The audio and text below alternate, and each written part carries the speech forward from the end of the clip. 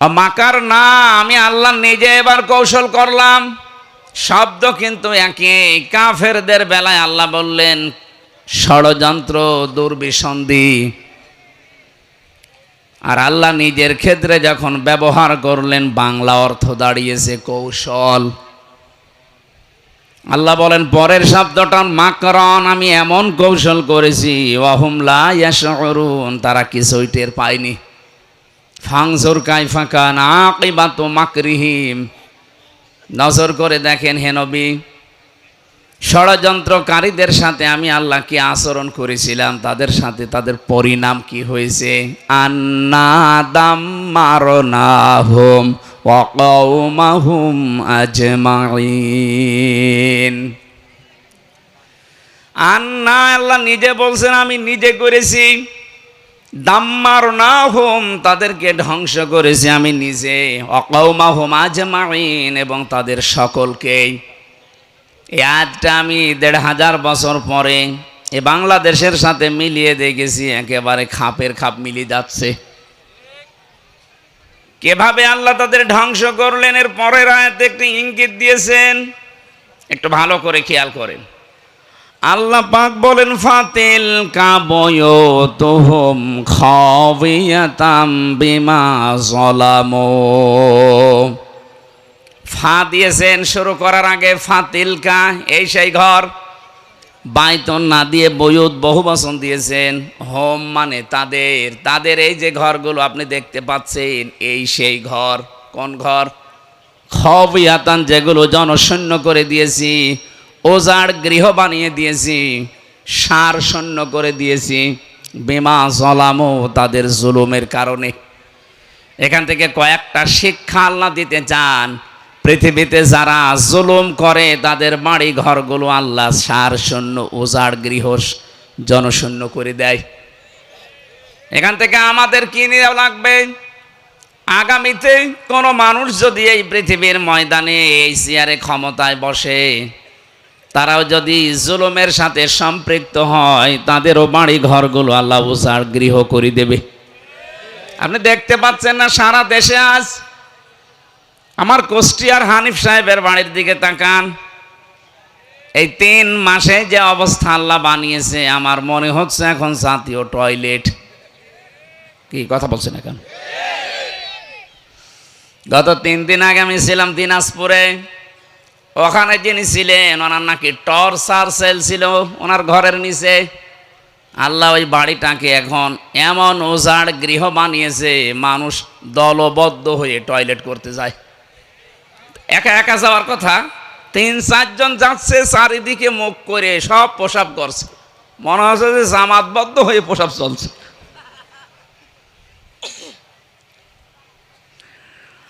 আমার একটা কথা মনে পড়ছে এই দৃশ্যটা দেখে। আমি এটা পেপারে দেখলাম, গত ৩ দিন আগের ঘটনা। ঢাকার বুকে সবচাইতে দামি বাড়ি আমরা যেটাকে মনে করতাম, অনেকে এত আবেগের জায়গা ছিল অনেকের, যে অনেকে সোমা খেত আবেগে। অথচ ৩ মাসের ব্যবধানে এখানে একবারে ৫-৭ জন করে যে টয়লেট করছে। বলেন নাউজুবিল্লাহ। নাউজুবিল্লাহ বললাম কেন? আমি বলছি, কাবা শরীফ তাওয়াফ করছিলাম ১৬ সালে। শেষ করার পরে ওই যে উপর দিয়ে ঘুরছিলাম, হঠাৎ দেখি আমার পেটে যন্ত্রণা, ব্যথা করছে। এক পুলিশকে ডাক দিয়ে বললাম, ভাই এতক্ষণ তো ভালোই ছিলাম, হঠাৎ আমার পেটে এত যন্ত্রণা, ব্যথা, কারণ কি? পুলিশ আমারে বলছে হাজি হল হজ্জা তাই না বেলা দোকান। ও হাজি, দেশ কোথায়? জি তুমি বাংলাদেশ। আমি বাংলাদেশ থেকে এসেছি। আমারে বলছে আপনি জানেন না এটা কোন জায়গা? না তো। আবু সাহেলের বাড়ি। আপনি এখনো পায়খানা না করে দাঁড়িয়ে আছেন, তাড়াতাড়ি করেন। সত্যি পায়খানা করে দেখি আমার পেটের ব্যথা যন্ত্রণা ভালো হয়ে গেছে। আবু সাহেলের বাড়িটা ছিল জুলুমের কারখানা। এই কথা বলেন না কেন? মানবতার উপর জুলুম করার জন্য বাড়িটা কাজে লাগিয়েছিল। আর ৬৪ জেলার ৬৩০টা থানা, যেখানে যেখানে জালেমরা দুর্বিসন্ধি করেছে, জুলুম করেছে, মানবের অধিকার নষ্ট করার জন্যে ষড়যন্ত্র করেছিল, প্রত্যেকটা জায়গা আমার মনে হচ্ছে আল্লাহ খবিয়াতান বানিয়ে দিয়েছে। এই জন্য অনেকে পেটের ব্যথা দূর করার জন্য হয়তো যাচ্ছে, কথা বলছে না কেন? না তো একবারে 5-7 জন যাবে কোন কারণে? আপনার বিশ্বাস না হলে হানিফ সাহেবের বাড়ি গোষ্ঠী আছে, দেখেন কি অবস্থা বানিয়েছে, বিরাম বানিয়ে দিয়েছে, ইট পর্যন্ত অনেকে খুলে নিয়ে চলে যাচ্ছে। এই জন্য আমাদের শিক্ষা, ভবিষ্যতে কেউ যদি সত্যি দেশের দায়িত্বে আসেন আর যাই করেন, জালেম হবেন না। এক কথা বলছেন, যদি জুলুম করেন 5 বছর পরে কিন্তু আপনার বাড়িও জাতীয় টয়লেট হয়ে যাবে, শেষে পেটের ব্যথা হবে, হুজুরের যাবে। আল্লাহ এতটুকু শেষ করেননি, ইন্না ফি যালিকা লাআয়াতাল লিকাউমিন ইয়ালামুন। আয়াতের মাঝে আল্লাহ লামে তাকিদ দিয়েছেন, ইন্না ফি যালিকা লাআয়াতান, অবশ্যই এই সমস্ত নিদর্শনের ভেতরে লিকাউমিন ইয়ালামুন, যারা জ্ঞানী, যাদের জ্ঞান আছে তাদের জন্য শিক্ষা আছে। এখন আমরা যদি এখান থেকে শিক্ষা নিয়ে আগামী আমাদের জীবন যেটা আসতেছে এটা না চালাই, আমাদের অবস্থা আল্লাহ ঠিক এই জালেমদের মতোই করবেন। কথা বলেন ঠিক কিনা? আমি আশা করছি আমরা সতর্ক হব। সুতরাং যে বিশাল পাথর আল্লাহ নিজের দায়িত্ব নিয়ে আমাদের মাথার উপর থেকে, বুকের উপর থেকে সরিয়ে দিলেন, খুশি হয়ে বলেন আলহামদুলিল্লাহ। আল্লাহ রাব্বুল আলামিন বলেন কেন সরিয়েছি জানো? হাত্তা ইযা ফারিহু বিমা উতু আখাযনাহুম বাগতাতান ফাইযা হুম মুবলিসুন। সূরা আনামের 44 নম্বর আয়াতের মাঝের অংশে আল্লাহ বলেন, ওই মানুষগুলো যখন আমার দানকৃত এ ক্ষমতা বলেন, টাকা পয়সা বলেন, প্রভাব প্রতিপত্তি বলেন, পাওয়ার বলেন, এগুলো পাওয়ার পরে আনন্দে মেতে আছে, আমি আল্লাহকে ভুলে গিয়ে, আখজনা এর ফাইল সরাসরি আল্লাহ নিজে। সুতরাং 2024 সালের 5 আগস্টে স্বৈরাচার যারা, জালেম যারা, তাদেরকে এ জনতা শুধু ধরেনি, ধরেছে কে? এখানে আল্লাহ তাই দিয়েছেন, আখাযনাহুম, আমি নিজে তাদেরকে ধরলাম, বাগতাতান, আকস্মিক ভাবে, এমন হঠাৎ করে তাদেরকে ধরেছি, তারা দুপুরের খাবার খাবে সে সময়ও পায়নি। কথা বলেন না কেন? ফাইদা হুম মুবলিসুন, তারা হতাশ হয়ে গেছে, নিরাশ হয়ে পড়েছে। এরা যে হতাশ হয়ে পড়েছে, সারা বাংলাদেশে বিকাল 5টা বাজতে বাজতে তার বাস্তব প্রমাণে কালামানিক কলার পাতায় শুয়েছিল, বিসি পর্যন্ত উড়ে গেছে। বাকিটা আমি বললাম না, ওর সংসার করার কাজ শেষ। কত নিচে নামাবে আর আল্লাহ, ইন্নামা নুমলি লাহুম লিয়াজদাদু ইসমা ওয়া লাহুম আযাবুম মুহিন। আল্লাহ পাক বলেন, যখন মানুষের পাপের বোঝা পরিপূর্ণ হয়ে যায়, আমি আল্লাহ তখন আর ছাড় দেই না, তখন ধরেছেন কে? ওয়া লাহুম আযাবুম মুহিন, তাদেরকে অপমানজনক শাস্তি দেই। আমার মনে হয় এই পৃথিবীর ইতিহাসে এত অপমান কেউ হয়নি। কত ইতিহাস আমরা পড়েছি, কোনোদিন এটা শুনি নাই এ পৃথিবীর ইতিহাসে 350 জন এমপি একবারে পালিয়ে গেছে, এই বাংলাদেশে ঘটলো। কথা বলেন না কেন? জাতীয় মসজিদের ইমাম পর্যন্ত পালিয়েছে। আপনি আর কি দেখবেন? এজন্য জালেমদেরকে আমরা ধরি নাই, ছাত্র জনতা ছেলে মেয়েরা শুধু না, আল্লাহ নিজে ধরেছে। যখন পাপের বোঝা পরিপূর্ণ হয়ে যায় তখন আল্লাহ আর ছাড় দেয় না।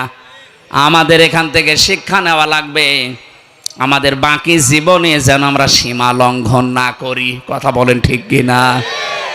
আল্লাহ প্রত্যেকটা কথা আমাদের প্র্যাকটিক্যাল লাইফে, বাস্তব জীবনে সেট করার তৌফিক দেন, বলেন আমিন। দরুদ আর সালাম পড়ছি আমাদের নবী মুহাম্মদুর রাসূলুল্লাহ সাল্লাল্লাহু আলাইহি ওয়াসাল্লামের প্রতি।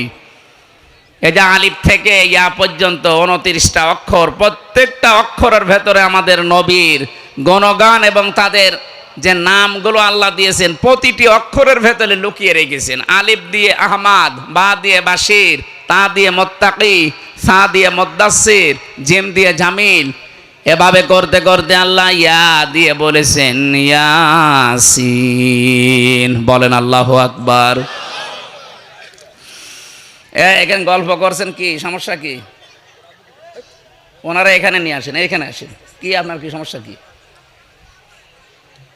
না না না হচ্ছে না, এখানে স্যার বসে আছে না, আপনাকে কথা শোনা লাগবে আগে যখন প্রশ্ন করব। কিন্তু 45 মিনিট স্যারে ক্লাস নিয়ে যদি 10টা প্রশ্ন করতে পারে, আমি 1 ঘন্টা কথা বলে 10টা প্রশ্ন করে যদি উত্তর না দিতে পারেন, আপনাকে গল্প করাচ্ছি আমি।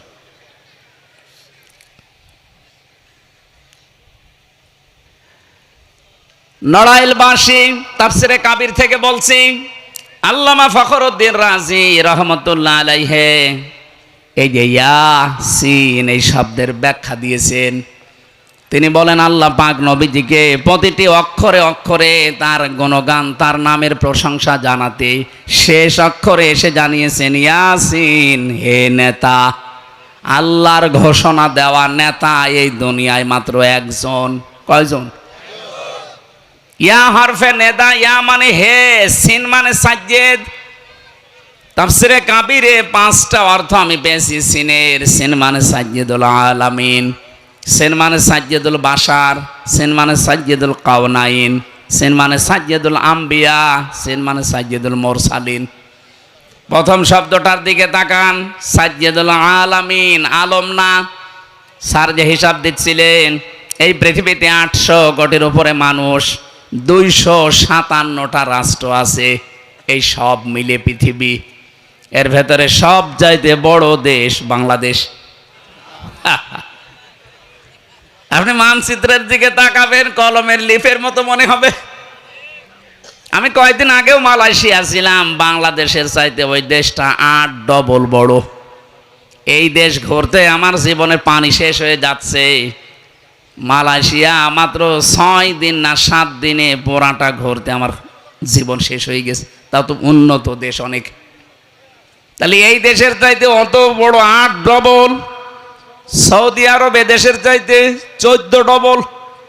এই যে পাশের রাষ্ট্রে ভারত, এই দেশের চাইতে 29 ডবল। আমেরিকা আমাদের চাইতে 59 ডবল। 59টা বাংলাদেশ পাশাপাশি রাখলে যত বড় হবে এক আমেরিকা, একাই অত বড়।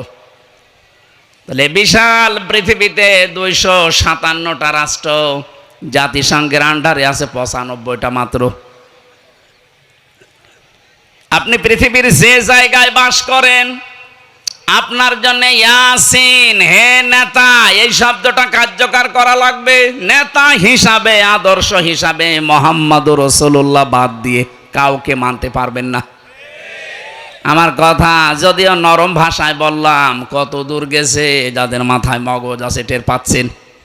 যদি বলেন না আমি বাংলাদেশে থাকি না, আমি থাইল্যান্ডে থাকি, ওইটাও তো এই 257টার ভেতরে আছে। এই কথা বলেন না কেন? কেউ যদি বলে না এই 257টা দেশের আমি কোনো জায়গায় থাকি না, কোথায় থাকেন? চাঁদের দেশে, তো ওইটাও তো আর এক জগৎ। মঙ্গল গ্রহে থাকে, ওইটাও আর এক জগতে। সব মিলেই আলামিন, সব মিলে কি? তাহলে যেখানেই থাকবেন এতানাজ্জালুল আমরু বাইনাহুন্না, প্রতিটি জায়গায় আল্লাহর বিধিবিধান নাজিল হচ্ছে। যেখানেই বাস করেন না কেন, আপনার আদর্শ, আপনার নেতা যদি মুহাম্মদুর রাসূলুল্লাহ বাদ দিয়ে অন্য কেউ হয়ে দাঁড়ায়, আপনি বিশ্বাস করতে পারেন আপনি আল্লাহর ঘোষণা মানেন না। কথা বলেন না কেন? এই শব্দটা বারবার উচ্চারণ করছি আমি খেলা করার জন্য না, আমার শিক্ষা আছে এখানে। অনেকে মনে করে নেতা বললেই মনে হয় আমাদের মতোই পাতি নেতা। না, নেতা শব্দটা অনেক গুরুত্বপূর্ণ বিষয়, কারণ এটা কিয়ামতের সাথে সম্পৃক্ত। কিয়ামতে আল্লাহ যখন আপনাকে বিচারের জন্য তার দরবারে ডাকবেন, প্রথমে আপনাকে একা ডাকবেন। কয়জন করে? বলেন বলেন। অকুল্লুহুম আতিহি ইয়াউমাল কিয়ামাতি ফারদা। সূরা মরিয়মের 95 নম্বর আয়াতে আল্লাহ বলেন, কিয়ামতে প্রতিটি মানুষকে আমি ডাক দেব আমার সামনে। কয়জন করে? আরো জোরে বলেন। এবার আপনি এখান থেকে কি নেবেন? বাংলাদেশের বিচার ব্যবস্থায় 4টা সিস্টেম আমরা পাই। এই নড়াইলের ম্যাজিস্ট্রেট কোর্ট থেকে আপনার বিরুদ্ধে যদি রায় আসে, আপনি কিন্তু বলতে পারবেন না আমি মানি না। এতটুকু বলার অধিকার আছে যে আমি ন্যায় বিচার পেলাম না, আমি আরেকটু উপরে যাব। কোথায় যাবেন? জজ কোর্টে যান। নড়াইল জজ কোর্ট থেকে আপনার বিরুদ্ধে যদি রায় আসে, আপনি বলতে পারবেন না যে আমি মানি না, তাহলে রাষ্ট্রদ্রোহী মামলা হবে। কি কথা বলেন এখানে? রাষ্ট্রের বিরুদ্ধে গেলে কি মামলা হয়? রাষ্ট্রদ্রোহী। কথা বলেন, আরো জোরে বলেন। রাষ্ট্রদ্রোহী যারা, তাদের কোনো ধর্ম নেই। আপনি শুনতেছেন না? রাষ্ট্রদ্রোহী যারা, এই দেশের বিরুদ্ধে যারা, তাদের কোনো ধর্ম আছে? আজ বিভিন্ন ধর্মের নাম নিয়ে রাষ্ট্রদ্রোহী কাজ করে অনেক মানুষ ছাড় পাওয়ার চেষ্টায় আছে। এই যে চিন্ময় কুমার দাস, উনি আজ একটা ধর্মের নাম নিয়ে ইসকন বলেন আর হিন্দু ধর্ম বলেন, যে ধর্মই বলেন, রাষ্ট্রদ্রোহী কাজ যারাই করবে তাদের কোনো ধর্ম নেই। কালকে প্রধান উপদেষ্টার সাথে আমির জামাত যে বৈঠক করেছিলেন, তার শেষ কথা এটা ছিল যে রাষ্ট্রদ্রোহী যারা, তাদের কোনো ধর্ম নেই। বিচার যেভাবে করা লাগে রাষ্ট্রের বিধানে আপনাকে করা লাগবে।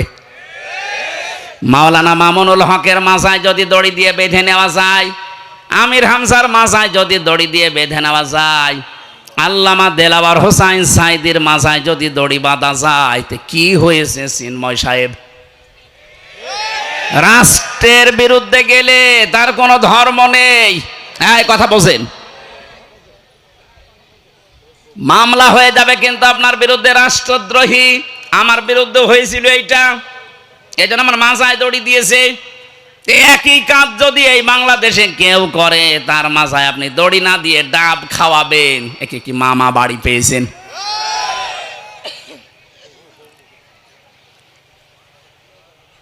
এখন যদি বলেন আমি ন্যায় বিচার চাই, আরো উপরে যান, হাইকোর্টে যান ঢাকায়। হাইকোর্ট থেকে আপনার বিরুদ্ধে যদি মামলার রায় আসে, বলতে পারবেন না আমি মানি না। বলা যাবে যে আমি আরো উপরে যাব ন্যায় বিচার পাওয়ার জন্য। যান সুপ্রিম কোর্টে যান, ওখানে আবার 2টা বেঞ্চ আছে।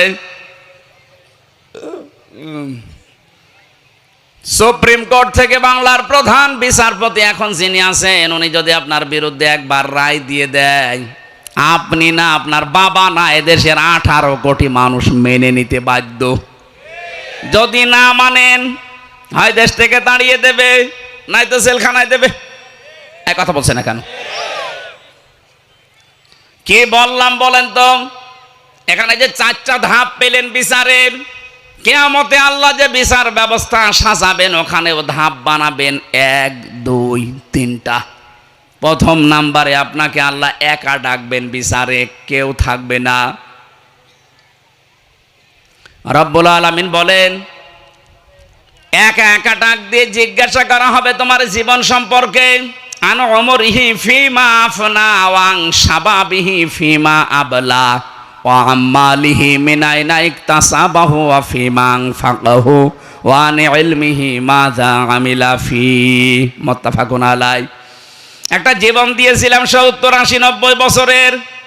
ও নড়াইলবাসী, আল্লাহ কিন্তু নিজে আপনাকে একা দাঁড় করাবেন, কেউ থাকবে না আশপাশে।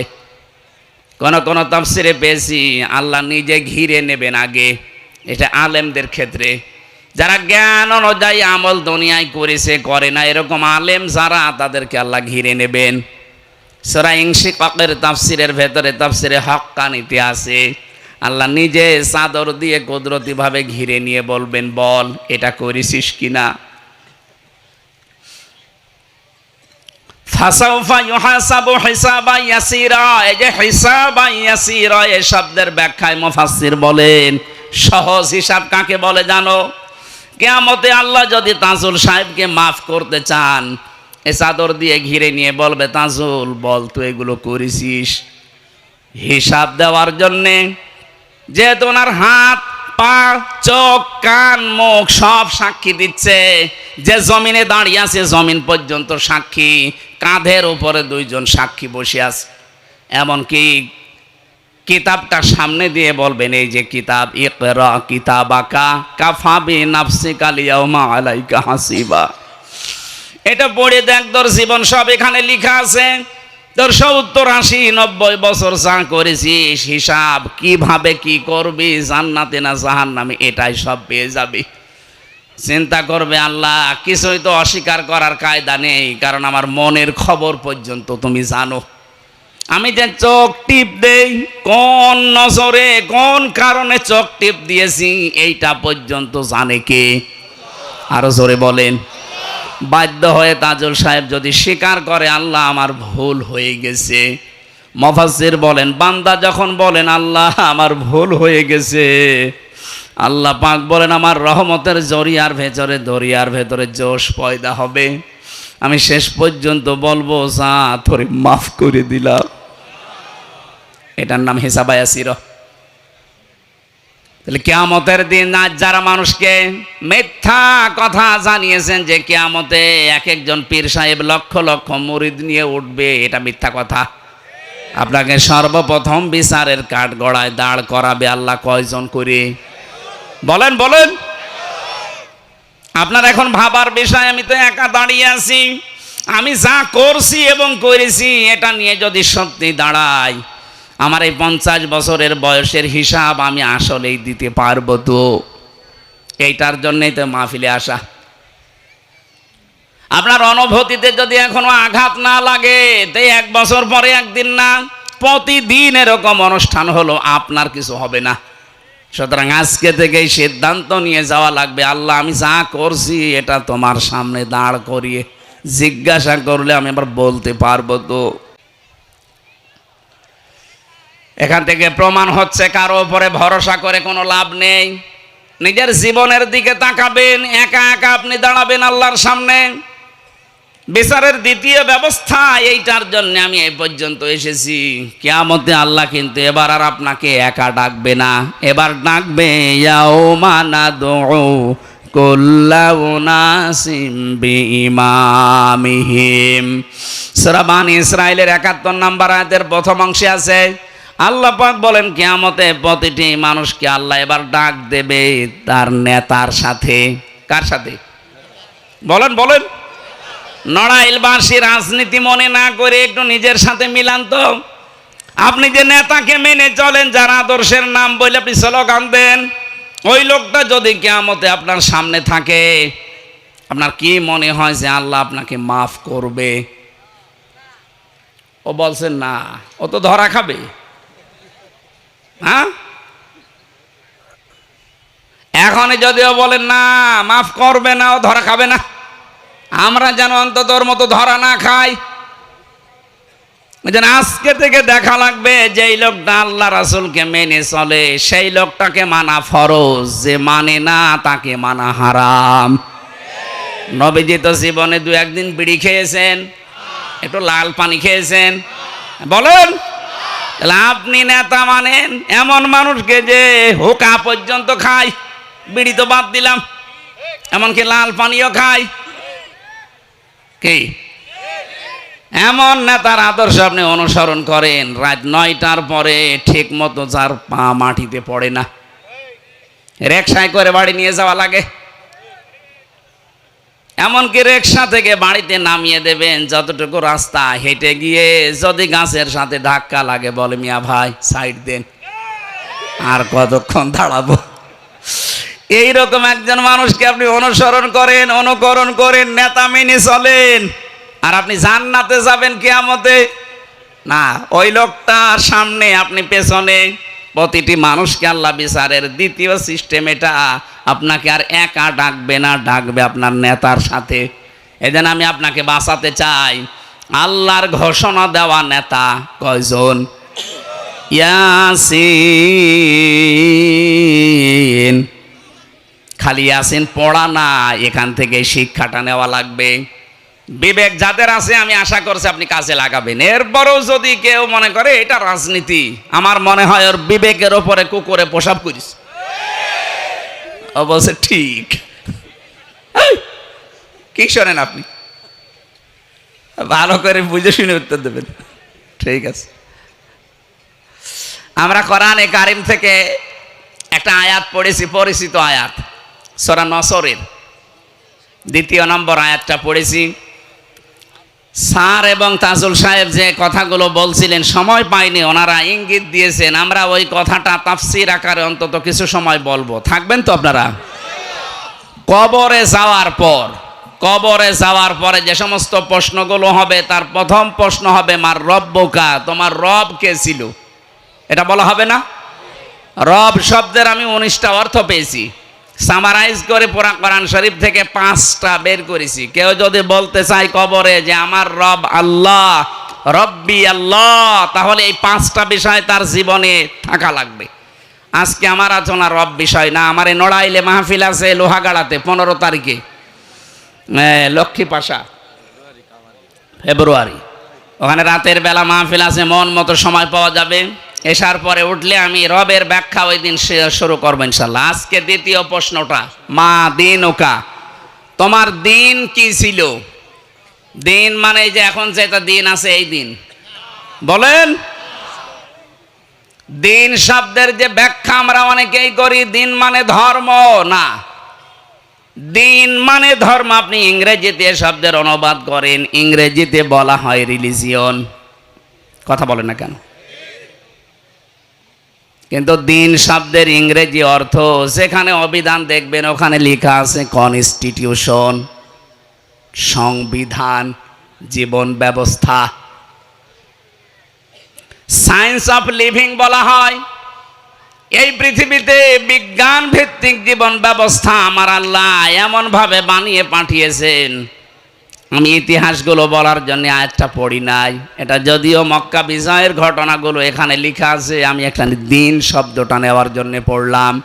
আল্লাহ পাক বলেন ইযা জাআ নাসরুল্লাহি ওয়াল ফাত, যখন আসবে আল্লাহর সাহায্য, হ্যাঁ নবী আপনি তখন বিজয় দেখতে পাবেন। আল্লাহর সাহায্য আসলে বিজয় দেখা যায়। বিজয়ের যতগুলো কাজ কারবার সামনে পড়বে তার 1 নম্বরে এইটা, ওয়ারাইতান নাসা ইয়াদখুলুনা ফি দীনিল্লাহ।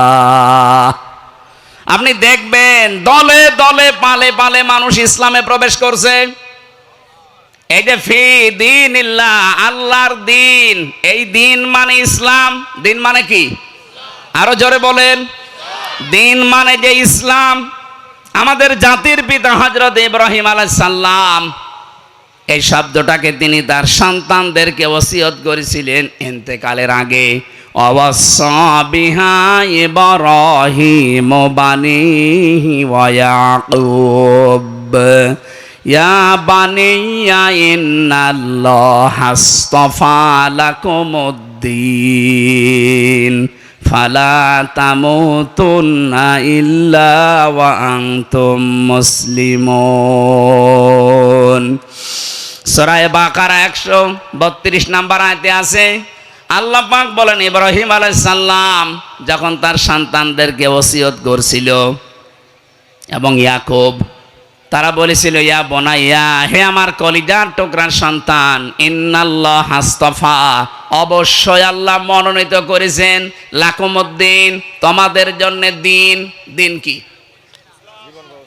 এই যে দিন মানে ধর্ম যারা বলে চালিয়ে দিচ্ছেন, শুধু দিনের 27টা অর্থ লেখা আছে অভিধানে, 27টার একটাতেও আমি দিন মানে ধর্ম বাংলায় লেখা পাইনি।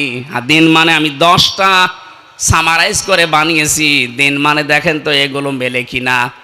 1 নম্বরে দিন মানে বিচার দিন, যেটা কোরআনে বহু জায়গায় আল্লাহ দলিল দিচ্ছেন, মালিকি ইয়াউমিদ্দিন।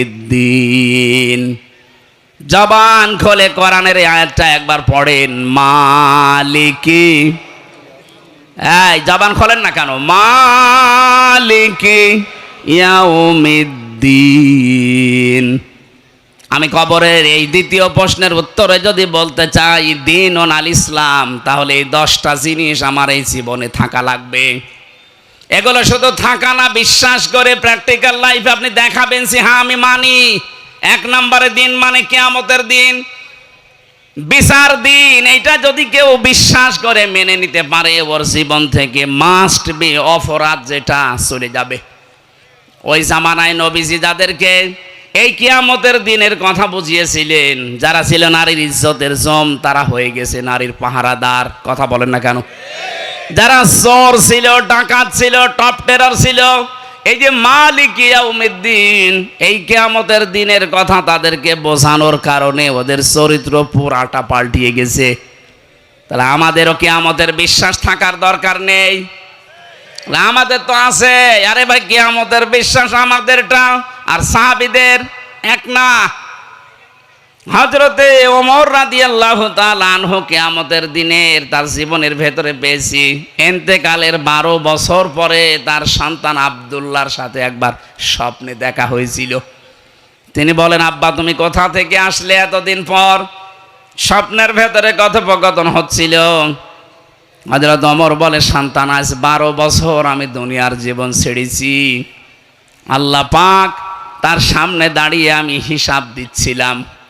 কিয়ামত মনে হচ্ছে কায়েম হয়ে গেছে। আল্লাহ আমাকে ডাক দিয়ে হিসাব নিচ্ছিলেন। 12টা বছর পরে আমি যে 26 বছর বয়সে মুসলমান হয়েছিলাম, এই দিনের আগে যত কিছু করেছি আল্লাহ মাফ করে দিয়েছেন। কারণ কালেমা পড়লে, বিশ্বাস নিয়ে পেছনের অপরাধ আল্লাহ সব মাফ করে দেয়। কিন্তু এরপরে যেই কয়দিন দুনিয়ায় বেঁচে ছিলাম, জীবনের এই কয় বছরের হিসাব আমার সময় লেগেছে আল্লাহর দরবারে 12 বছর। শেষ পর্যন্ত আল্লাহ পাক আমাকে ডাক দিয়ে বলে, ওমর তোমারে মাফ করে দিলাম। আমি আল্লাহর কাছ থেকে ক্ষমা পেয়ে জান্নাতের নহর থেকে গোসল করে এখন এই জান্নাতের পোশাক পরে জান্নাতে যাচ্ছি। ও নড়াইলবাসী, এটা যদিও দুর্বল সনদটা আমি শিক্ষার জন্য বলছি। বলেন তো, হযরত ওমরের মতো মানুষ যিনি জান্নাতের সার্টিফিকেট দুনিয়াতে জিন্দা অবস্থায় পেয়েছিলেন যে তুমি জান্নাতি, আকাশের তারকার চাইতে যার দুনিয়ায় নেকির কাজ বেশি, এই মানুষটার যদি 12 বছর লাগে তারপরও আল্লাহ মাফ করে দেয়, এ নড়াইলের আমরা যারা আছি আমাদের কত বছর লাগতে পারে বলেন তো? আমাদের কোনো গ্যারান্টি আছে? এমনকি জাহান্নামে যাবো সে গ্যারান্টিও নেই। এই গ্যারান্টি আছে? এই জন্য আমার কিয়ামতের দিনের বিশ্বাস এবং বাস্তবতা দেখাতে হবে, তাহলে মরণের পরে বলতে পারবেন দীনুল ইসলাম। 2 নম্বরে আনুগত্য। হযরত ইব্রাহিম আলাইহিস সালাম যেটা দেখিয়েছিলেন, ইযে ক্বালা লাহু রাব্বুহু আসলিম ক্বালা আসলামতু লিরাব্বিল আলামিন। গাছের মাথায় বসে কোড়াল দিয়ে কাঠ কাটছিলেন। আল্লাহ পাক বলেন, আত্মসমর্পণ করো, আনুগত্য করো আমি আল্লাহর কাছে। হযরত ইব্রাহিম সঙ্গে সঙ্গে বলেছিলেন, আমি আত্মসমর্পণ করলাম ওই মহান রব্বুল ইজ্জাত ওয়াল জালালের কাছে, যিনি সমস্ত বিশ্ব জগতের মালিক। তাহলে আমাদের যদি দুনিয়াতে আল্লাহর আনুগত্য স্বীকার করে নিতে পারি, কবরে যে বলতে পারবেন দীনুল ইসলাম। 3 নম্বরে পেয়েছে আমি জীবন ব্যবস্থা, সূরা মায়েদার 3 নম্বর আয়াতে আছে।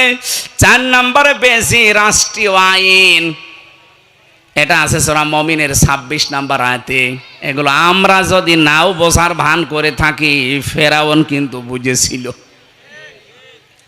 দিন মানে যে রাষ্ট্রীয় আইন, এটা ফেরাউন বুঝেছিল। হযরতে মুসা আলাইহিস সালামকেও মেরে ফেলবে, হত্যা করবে, এই জন্য ঘোষণা দিয়েছে। আকালা ফিরআউনু যারুনি আকতুল মূসা ওয়ালিয়াদউ রাব্বা ইন্নী আখাফু আইয়ুবাদদিলা দীনাকুম। আমাকে ছেড়ে দাও, আমি মুসাকে মেরে ফেলবো, হত্যা করব, সে তার রবকে ডাকুক। আমি ভয় পাচ্ছি, আমি আশঙ্কা করছি আমার রাষ্ট্রের বিধিবিধান, আইন কানুন মুসা পাল্টিয়ে ফেলবে। তাহলে এখানে দিন মানে রাষ্ট্রীয় আইন। আমরা আজ রাষ্ট্রীয় আইন হিসাবে দিনকে, মাওলানা তাজুল ইসলাম এইটাই বোঝাতে চাচ্ছিলেন যে দিন এটা রাষ্ট্রীয় বিধান হিসাবে আমরা আজ দেখতে চাই। এই কথা বলে না কেন? 53 বছর তো বিভিন্ন জিনিস দেখেছেন, উনি তো মার্কা পর্যন্ত বলে দিয়েছে। বাবা চালিয়েছিল দেশটা মন মতো, এই জন্য মানুষ দুর্ভিক্ষে মরে গেছে। আমি বানালাম, বাবা চালানোর সময় দুর্ভিক্ষ হয়নি? আমি নাই দেখিনি, আমার 33 বছর, কিন্তু মুরব্বীরা তো দেখেছে। বাবা চালিয়েছে, আমরা পড়েছি কিতাবে ইতিহাসে যে এ দেশের মানুষ দুর্ভিক্ষে মারা গেছে। অনেকের স্বামী চালিয়েছিল, কাঙ্ক্ষিত শান্তি দিতে পারে নাই। এ কথা বলছেন এখন। চাচা চালিয়েছে 9 বছর, 10 বছর জেল খেটেছে। ভাবি চালিয়েছিল, হয়নি। বুবু চালিয়ে গেল, কি দেখলাম। এখন শুধু বাকি আছে এ কোরআনে কারিম দিয়ে দেশ চললে কেমন দেখা যায়। আর এটা তো ফেরেশতারা এসে দাঁড় করিয়ে দেবে। বলেন, একটা সুযোগ এসেছে, আন্তর্জাতিক কিছু চক্রান্ত আছে। এটা যদি সত্যিই মোকাবেলা করা যায়, দেশের মানুষ ঐক্যবদ্ধ হয়ে চর্ম চোখে দেখে যেতে পারবেন এ কোরআন দিয়ে বাংলার জমিন চলছে। এটা মিনি জান্নাত হয়ে যাবে, আপনি টের পাচ্ছেন না? তাই সত্যি বলছে, এটা মিনি জান্নাত হয়ে যাবে। লিইয়ুযহিরাহু আলাদ-দীনি কুল্লি, দুনিয়ায় যত দিন আছে, যত জীবন ব্যবস্থা মানুষের বানানো আছে, সব কিছু পেছনে ফেলে এই ইসলামকে, দিনকে জমিনে কায়েম করা লাগবে। এজহার শব্দের শাব্দিক অর্থ শুধু প্রকাশ করা না। মান করাল কোরআনা ফাস্তাজহারাহু, যে ব্যক্তি কোরআন পড়ে আর কোরআনকে এজহার করার চেষ্টা করে, আই এজহার মানে এখানে বিজয়ী গালেব শব্দটা আছে।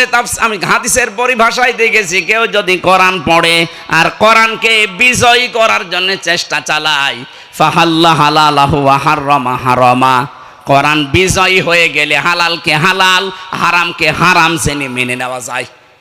কথা বলেন না কেন? বাংলাদেশে কোরআন বিজয়ী নেই, এই জন্য আমরা হারামকে হারাম জানার পরেও ছেড়ে দিতে পারি না। এই যে ব্যাংকিং ব্যবস্থায় সুদের মতো একটা মারাত্মক গুনাহ, মায়ের সাথে জেনা করা, এটা অহরহ চলছে।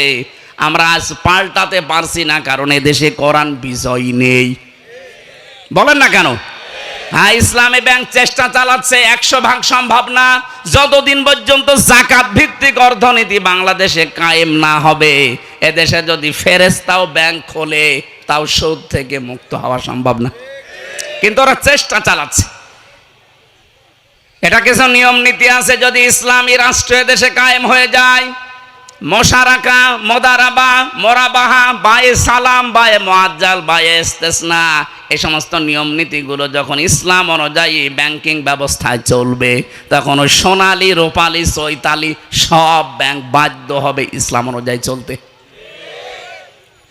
এখন যেহেতু নেই যাকাত ভিত্তিক অর্থনীতি এই দেশে রাষ্ট্রীয়ভাবে, যতদিন না হয়, আমি আহ্বান জানাবো অন্তত ইমানের দাবি অনুযায়ী মুসলমান হিসাবে রাষ্ট্রীয়ভাবে এই দেশে ইসলাম কায়েম হওয়ার আগ পর্যন্ত ইসলামী ব্যাংকে কারবার করেন।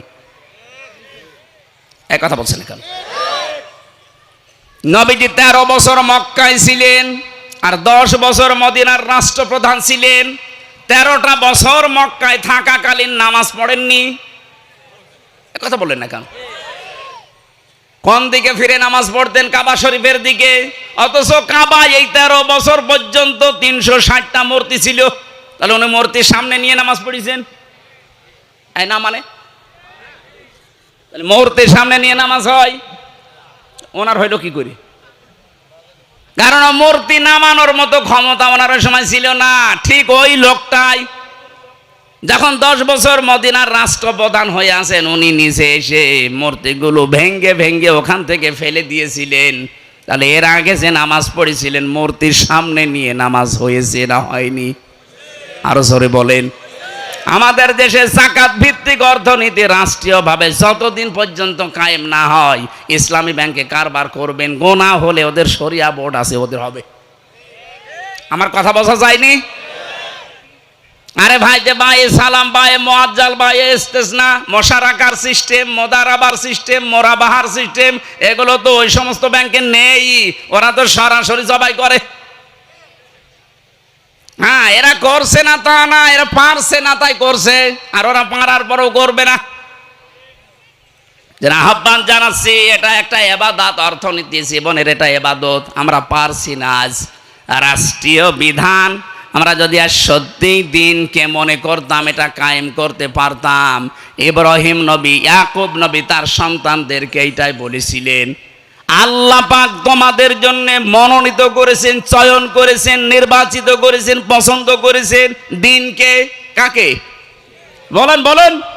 সুতরাং এই দিন বাদ দিয়ে এই দিন আবার কি ব্যাখ্যা সূরা আলে ইমরান 19 নম্বর আয়াতে পাবেন, ইন্নাদ-দীনা ইনদাল্লাহিল ইসলাম। অবশ্যই আমি আল্লাহর কাছে মনোনীত দিন, তার নাম কি? আরো জোরে বলেন। ওমা ইয়াবতাগি গায়রাল ইসলামি দীনান ফালা ইউকবাল মিন। দুনিয়াতে ইসলাম বাদ দিয়ে যদি অন্য কোনো দিন জীবন ব্যবস্থা কেউ মেনে চলতে চায়, ফালা ইউকবাল মিন, ওর জীবনের কোনো কিছু আল্লাহ কবুল করছে না, করবেও না। এতটুকু আল্লাহ শেষ করেননি, ওহুয়া ফিল আখিরাতি মিনাল খাসিরিন। সবচাইতে বড় ক্ষতিগ্রস্ত হবে লোকটা আখিরাতে। এই জন্য আমাদের এই দুনিয়া যাই হোক, আখিরাত যেন ক্ষতিগ্রস্ত হয়ে না যায়। জীবন ব্যবস্থা হিসাবে, রাষ্ট্রীয় আইন হিসাবে আমরা ইসলামকে, দিনকে দেখতে চাই। এটা যদি কেউ রাজনীতি মনে করেন, হ্যাঁ এটাই আমাদের রাজনীতি, কথা বলুন। এটা যদি কেউ রাজনীতি মনে করেন, হ্যাঁ এটাই তাজুল সাহেবের রাজনীতি। কারণ আমরা চাই সব ধর্মকে পেছনে ফেলে, সব দিনকে পেছনে ফেলে ইসলামকে দাঁড় করাতে। আর হাদিস এইটাই, মান করাল কোরআনা ফাস্তাযহারাহু। কোরআন যে পড়ে আর কোরআনকে বিজয়ী করার চিন্তা ভাবনা নিয়ে চলে, আমরা তো এই চিন্তায় আছি এখন।